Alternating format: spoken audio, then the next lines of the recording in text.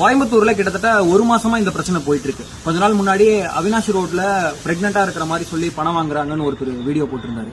அவங்களுக்கு உண்மையாலுமே அந்த நீட் இருக்கா அப்படின்னு சொல்லி பார்த்தோம்னா பிராக்டிகலி நம்ம நிறைய இடங்கள் அதுக்கு அடுத்தது பார்த்தோம் அப்படின்னா இல்லைங்கிறது தெரியுது. அதே கேங் அதே டீம் அவங்க என்ன பண்றாங்கன்னா ராமநாதபுரம் சைடு, திருச்சி ரோட்ல நிறைய இடங்கள்ல, லட்சுமில் சைடு நிறைய இடங்கள் அவங்க பார்க்க முடியுது.